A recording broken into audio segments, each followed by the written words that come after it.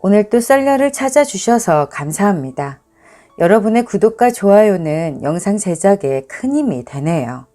자, 그럼 사연 시작합니다. 신우이 때문에 이혼했습니다. 2탄입니다. 다음에 글을 쓰려고 했는데 생각난 김에 오늘 다 쓰려고 다시 글을 씁니다. 쓰면서도 그때의 상황이 너무나 생생하게 기억나니까 억울하고 화나고 그러네요. 1탄에 리플로 같이 역정을 내주시고 위로해주신 분들 감사드립니다. 솔직히 고작 신우이 때문에 이혼까진 하지 않으려고 했습니다. 1탄에 어떤 님이 리플 달아주셨듯이 그 당시 우리 오빠 태도 정말 마음에 안 들었습니다. 중간에서 이도 저도 아니게 행동을 했고 맥을 못 끊고 끌려다니더라고요. 누나 말에 찍소리도 못하고 엄마 말에 찍소리도 못하고 중간에서 역할을 정말 못했네요. 그렇게 대판 오빠랑 싸우고 옷가지를 몇 개 들고 친정에 갔습니다. 뭐 지금 생각해보면 저도 철부지 어렸죠. 결국 부모님 가슴에 대못을 박았으니 말이에요. 하지만 그렇게 며칠이 지나도 오빠는 데리러 오지 않더라고요. 뒤에 알았지만 신우이가 못 가게 했더군요. 그러다 엎친 데 덮친 격으로 오빠 사촌동생이 대전에서 일하고 있었는데 극단적인 선택을 한 거예요. 오빠에게 전화가 왔더라고요. 처음엔 정말 거짓말이라고 생각했죠. 근데 그 일을 계기로 이래저래 상을 치르고 하느라고 오빠가 더 저를 데리러 올 수 없게 되었네요. 전 나름대로 오빠가 걱정이 되었지만 가볼 수도 없었네요. 그렇게 서로 어긋나 떨어져 있는 시간이 길어졌고 그러다 자연스레 이혼까지 하게 되었습니다. 신우이가 오빠에게 그랬다더군요. 저보다 더 못생기고 더 모자라고 더 형편없는 여자를 데려와도 엄청 이뻐하겠다고요. 저는 막내딸로 자라면서 부모님께나 또 가족들에게 사랑 많이 받았고 성격도 모나지 않아 친구가 많았습니다. 그냥 단지 내가 싫다는 이유만으로 그런 대접을 받으면서 살고 싶지 않았네요. 법원을 들어가서도 합의 이혼 절차 기다리면서도 판사님의 합의 이혼에 동의하냐고 했을 때도 이대로 정말 이혼을 해야 하는 건가 싶어 전 너무나 억울하고 슬펐어요. 친척들 전부 다 통틀어도 저희 집안에 이혼 전력 없습니다. 근데 오빠 집은 완전히 정반대 집안입니다. 결혼하고 알았는데 아버님 쪽 큰형님, 고모님, 그리고 우리 시아버지, 시어머니도 이혼하셨습니다. 이혼하셔도 세월이 지나서 지금은 왕래하고 계시지만요. 법원을 나서면서 오빠에게 그랬죠. 우리 죽어도 다시는 이런 곳에 오지 말자. 그러고 헤어졌어요. 몇 달이 지났어요. 오빠가 술을 마시고 전화를 하기 시작했어요. 안쓰러웠죠. 지금은 집을 나와 혼자 따로 살고 있다고 하더군요. 그렇게 또 모진 인연을 끊지 못하고 서로 연락을 하다가 다시 같이 살고 싶어지더군요.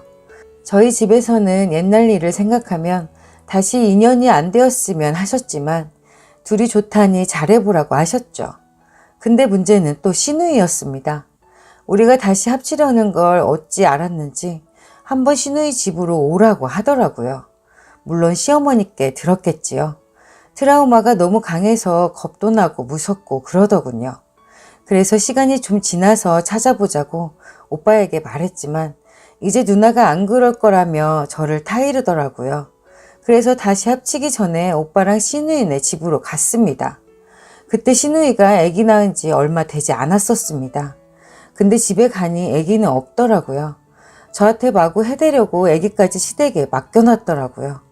제가 차마 못 들어가고 현관에서 쭈뼛대고 있자 신우이가 저를 후려 갈겨보면서 니 여기 왜 왔는데? 뭐 때문에 왔는데? 라고 쏘아대더라고요. 누나가 이제 안 그럴 거라는 건 100% 오빠의 착각이었던 거죠. 아니면 오빠의 바람이었거나요. 제가 아무 말도 못하고 서 있자 거기서 밤 살 거냐? 라더군요. 오빠 손에 이끌려서 들어와 신우이 앞에 앉았어요. 제인처럼 고개를 푹 숙이고 있었네요. 시집 식구라는 이유로 함부로 할 수가 없더라고요. 너네 집 식구들이 이혼하라 시켰냐? 근데 왜 다시 살려고 하냐? 남주가 따로 나와야 산다니까 다시 살고 싶어졌냐? 로또 수틀리는 짓 하면 내가 스토커처럼 열쇠 복사해서 너희 집에 매일 가서 앉아있을 거다. 알겠냐? 폭언들이 쏟아졌습니다. 참았죠. 시간이 지나면 다 사이가 좋아질 거라고 믿었으니까요. 그러고 나서 또 신우이의 공격이 시작됐습니다. 아직 합치지도 않았는데 말입니다. 매일 전화해서는 닥달하고 그러더군요. 그때 아빠가 당뇨 합병증으로 세상을 달리하셨고 오빠가 우리 집 식구들, 친척들의 따가운 눈총을 견디며 상을 치르는 동안 저랑 함께 해줬었습니다. 그게 너무 고마웠고 미안했지만 신우이의 공격에 도저히 당할 수가 없었습니다. 결국 오빠랑 나는 아닌가 보다 하고 난 신우이를 감당할 수가 없다며 다시 한번 헤어졌습니다. 그리고 1년이 흘렀습니다. 제가 술을 좀 먹은 날이었죠. 오빠가 너무나 보고 싶더라고요. 중간에서 제대로 역할만 잘했더라면 이런 일은 없었을 거라고 오빠 원망도 많았지만요. 그래도 아직 전 그 사람을 사랑하고 있었어요. 그래서 오빠에게 전화를 걸었는데 이 사람이 서울에 직장을 구해서 서울에 살고 있다더라고요. 참고로 전 지방에 삽니다. 가까이에 있으면 날 못 잊을 것 같아서 그랬다더군요. 그렇게 연락이 닿아 또 모진 인연을 다시 한번 엮으려고 했습니다. 오빠도 이젠 중간에서 확실하게 할 수 있다고 이젠 나 말고는 다 필요 없다고 하더군요. 그렇게 또다시 오빠와 재결합을 꿈꿨습니다. 서울에 왔다 갔다 하면서 만남을 이어갔어요. 그러다 아예 제가 서울로 올라가 살게 되었죠. 서울에 가서 2달쯤 되었나 신우이에게서 전화가 걸려왔습니다. 이번엔 정말 둘이서 잘 살아보려고 신우이에게 절대 알리지 않았거든요. 근데 시어머니에게 또 들었나 봅니다. 마치 스토커처럼 전화가 쏟아졌습니다. 오빠에게 전화가 왔었는데 계속 저를 바꾸라고 했습니다. 저는 안 받겠다 그랬죠. 불을 보듯 뻔하니까요. 끊으면 또 오고 끊으면 또 오고 오빠가 중간에서 애를 쓰는 모습이 안쓰럽더라고요. 그래서 제가 전화를 받았습니다. 도대체 무슨 이야기를 하려고 그러나 싶어서 말이죠. 네가 거기 왜 가서 살고 있는데? 그렇게 됐는데 왜 윗사람한테 말을 안 하는데? 등등 고래고래 소리를 지르면서 당장이라도 서울에 뛰어올 듯이 망아지처럼 길길이 날뛰더라고요. 도대체 왜 그러냐고 오빠랑 잘 살아보려는데 왜 자꾸 못 살게 하느냐고 그러니까 네 같은 년이랑 안 살았으면 좋겠다. 신발년아. 그러는 거예요. 저도 이번에 다시 오빠랑 재결합 결심을 했을 때 이젠 이런 거에 흔들리지 않기로 마음을 다잡았던 상태라 너무 열받아서 한마디 했죠. 나도 네 같은 년이랑 통화하기 싫다. 그러고 전화를 끊었어요. 심장이 벌렁벌렁 됐어요. 막말 들었다고 저도 막말해도 되는 건 아니지만 너무 참을 수가 없었습니다. 정말 제가 무슨 바람을 폈습니까? 도박을 했습니까? 사치가 심합니까? 저 절대 그러지 않았습니다. 전 그냥 평범하게 짝이 없는 사람일 뿐인데 그런 수모를 당할 만큼 나쁜 짓을 하지 않았는데 어머니한테도 잘하려고 매일 아침 저녁으로 꼬박꼬박 전화 드렸고 잘하려고 한 죄밖에 없는데 너무나 억울했습니다. 그러고 전화를 끊었으니 전화가 빗발쳤죠. 다시 받으니까 쌍욕하고 난리도 아니었습니다. 서울에 쳐들어오겠다길래 오지 말라니까 내가 내 동생 집에 간다는데 네가 뭔데 오지 말라고 하는데? 라고 하는데 어처구니가 없었습니다. 오빠 혼자 서울에 살고 있을 때 신우이 한 번도 오지 않았습니다. 동생이 밥을 먹는지 죽을 먹는지 남자 혼자 살면 끼니 때우기 힘든 거 뻔히 알면서 신경 절대 안 썼습니다. 전화도 하지 않았습니다. 그런데 저랑 같이 살고 있다니까 이렇게 자기 동생이 보물인 양 태도를 바꾸네요. 그렇게 내가 싫었으면 동생이랑 같이 살지 왜 신경도 안 쓰고 내버려 뒀냐니까 대답은 하지 않고 그냥 쌍욕만 하더군요. 제 말은 이미 들리지 않는 모양이었습니다. 서울에 쳐들어왔냐고요? 아니요. 코빼기도 안 보였습니다. 왔으면 저도 이번에 그냥 참지 않을 각오를 하고 있었는데 말입니다. 결국 시어머니가 중간에서 신우이에게 거짓말을 했습니다.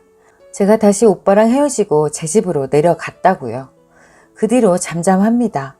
전화 한 통 오지 않습니다.